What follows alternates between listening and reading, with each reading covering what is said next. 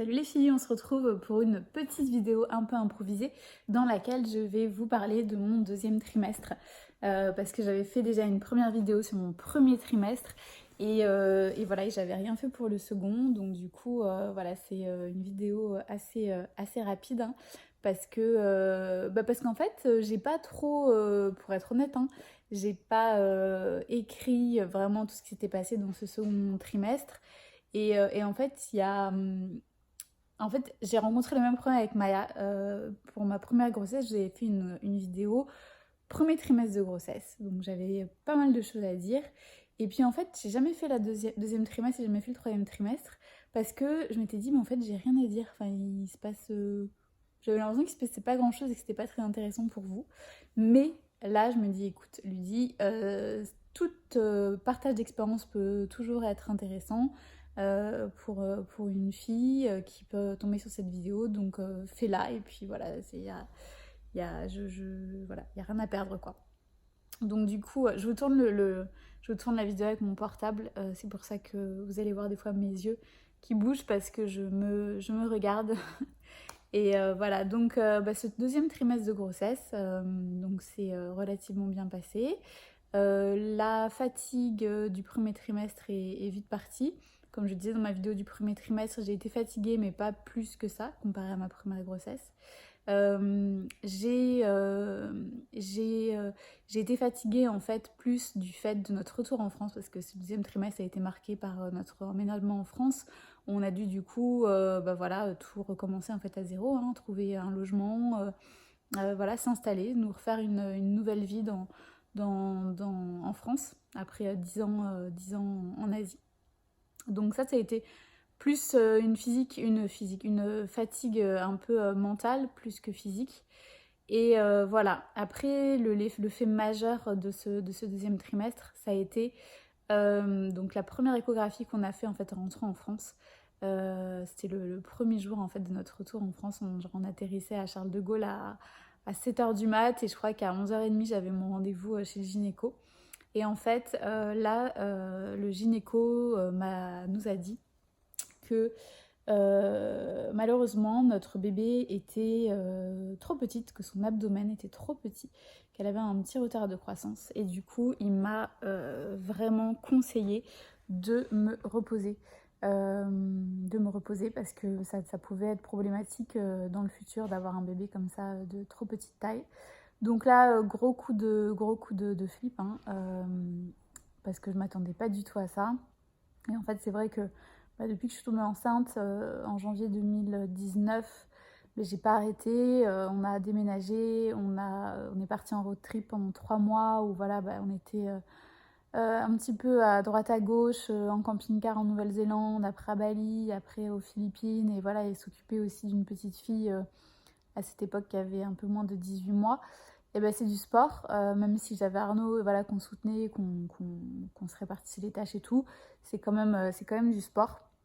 Donc du coup, voilà, gros coup de flip. Donc du coup, j'ai passé 15 jours un petit peu au ralenti à essayer de faire des siestes davantage, à me reposer et tout. Et pour faire après une échographie beaucoup plus poussée, la grosse échographie du deuxième trimestre. Et là, en fait, on m'a rassurée, on m'a dit que c'est bon, elle avait rattrapé son retard et que voilà, qu'il n'y avait plus rien à craindre, entre guillemets. Qu'il fallait juste que je continue à faire attention à moi, à pas non plus trop en faire. Voilà, donc tout est fini, tout se finit bien, tout est bien qui finit bien, comme on dit. Après, au niveau alimentation, alors j'avais eu beaucoup de craving, de pulsions au premier trimestre, des trucs genre Magnum, pâte à la carbonara et tout. Là j'ai mon gros kiff du deuxième trimestre, c'était des tartines au beurre salé et avec de la confiture dessus. Ça, j'adore. Donc voilà, c'était vraiment mon gros craving. Et après, j'ai continué toujours quand même à avoir envie pas mal de sucre. Et en fait, c'est ça le problème, c'est que le sucre appelle le sucre. Donc par exemple, si on commence son petit déjeuner avec quelque chose de sucré, eh ben, on a forcément plus envie de sucre le reste de la journée. Donc Bah voilà, moi j'ai fait comme mon corps me le disait. S'il me demandait un petit peu de sucre, bah j'en prenais. Donc voilà, je faisais pas trop attention, mais voilà, je faisais toujours attention à ce que ce soit quand même des bons sucres, hein. Je ne mangeais pas des paquets de gâteaux industriels entiers, des choses comme ça. C'était voilà du bon pain complet. C'est le pain Bjorg d'ailleurs que j'utilise qui est très très bon. J'ai dû en consommer des kilos pendant ma grossesse parce que je prends ça tous les matins, une ou deux tranches. Et voilà, avec de la confiture qui est allégée en sucre. Enfin voilà, je fais pas non plus n'importe quoi. Mais c'est vrai que j'avais plus quand même d'envie sucrée que de salé, comparé à d'habitude où j'ai tout le temps mes petits déjeuners qui sont salés. Enfin, la plupart du temps, à 3/4 du temps. Voilà. En termes de sport, alors j'ai repris l'activité physique un peu plus régulière, même si ça c'était pas foufou comparé à ma première grossesse. Pareil, du fait de cette situation un petit peu instable, du fait qu'on se soit réinstallé en France, qu'on devait chercher une maison, qu'on était dans l'emménagement, on a reçu tous nos conteneurs. Et voilà, enfin, c'était quand même assez physique. Donc, donc du coup, j'ai pas réussi vraiment à être au taquet sur mes entraînements et à être régulière dans ma pratique. Donc pareil, j'ai écouté pas mal mon corps et je me suis pas stressée et voilà, je me suis écoutée. En tout cas, tous les entraînements que je faisais étaient bien sûr adaptés à la grossesse. Et si vous êtes intéressé aussi par un programme sportif qui peut vous accompagner dans votre grossesse, n'hésitez pas à aller voir. C'est mon programme Ma grossesse au top qui est disponible sur ma boutique. C'est un programme donc de fitness et bien-être prénatal que j'ai développé il y a maintenant plus de 2 ans pendant ma grossesse avec Maya, après ma certification en fitness pré et post-natal. Et donc en fait c'est un programme complet sur 9 mois qui va vous accompagner, qui va vous proposer des entraînements variés pour être en forme tout au long de votre grossesse. Donc il y a des entraînements de renforcement musculaire, des entraînements de pilates, de stretching, de yoga, des entraînements de renforcement du plancher pelvien et de la sangle abdominale qui sont vraiment adaptés, spécifiques pour la grossesse. Donc voilà, n'hésitez pas, il y a un code promo jusqu'à mon accouchement qui vous donnera 30 € de réduction sur votre programme. Donc n'hésitez pas à aller voir, je vous mets toutes les petites infos en barre d'infos. Voilà, ensuite qu'est-ce que je peux vous dire d'autre pour mes nuits? J'ai commencé un petit peu à galérer au niveau de mes nuits, à me réveiller, à pas être trop confortable avec mon ventre vers le 6e mois, 6e mois à peu près. Ouais, pas des nuits top, mais bon, ça va. Enfin, c'est pas non plus quelque chose qui m'a trop gênée. J'ai fait, alors je sais pas si je peux mettre ça dans le 2e trimestre ou dans le 3e trimestre vu que j'étais en retard, mais j'ai fait mon test de diabète gestationnel qui m'a été demandé par mon médecin parce que en fait j'avais pris pas mal de poids en très peu de temps. Et en fait il a un peu flippé, il m'a dit oulala, si vous continuez comme ça, si vous venez me revoir dans un mois et que vous avez aussi pris 3 kilos en un mois, ça va pas trop le faire madame. Donc voilà, je pense qu'il a flippé, il m'a fait faire ce test qui était bien sûr négatif. Mais ça a été un truc un peu hardcore, enfin, pour toutes celles qui l'ont pas fait.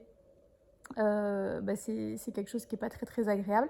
Alors sachez que c'est quelque chose qui n'est pas obligatoire et que vous n'êtes pas obligé de faire. Donc voyez avec votre médecin si vous avez des facteurs de risque ou pas.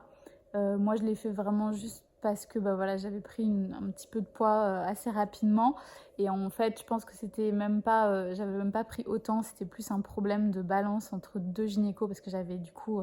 mon dernier rendez-vous était chez un gynéco en région parisienne et ce nouveau gynéco était en région bordelaise, là où on s'est installé. Donc je pense qu'il y a un petit problème de balance aussi. Et voilà, en termes de prise de poids, du coup, au 2e trimestre, j'étais déjà au poids total pris pendant ma grossesse avec Maya. Donc j'ai pris définitivement plus de poids pendant cette grossesse, hein, je le sens de partout. C'est une prise de poids qui est vraiment globale. Voilà, prise de poids, donc prise de cellulite aussi, tout ce qu'on aime. Mais voilà, j'essaie de pas me focaliser sur ça. Je me pèse jamais. Entre mes rendez-vous gynéco, je me pèse jamais. J'ai pas trop envie de me stresser avec ça. Je suis toujours plus à l'écoute de mon corps. Je me regarde dans le miroir, je vois mon corps qui change. Des fois, il y a des jours ça va, des jours ça va pas. Mais voilà, j'essaie vraiment de pas me focuser sur ce poids. Je sais que je vais pas prendre 25 kilos, donc parce que voilà, je fais quand même attention à ce que je mange. même si je me fais plaisir, même si j'assouvis mes envies, que je suis gourmande et tout, je sais quand même, j'arrive à contrôler ce que je mange et j'arrive à contrôler cette prise de poids pour qu'elle reste dans une échelle saine. Voilà.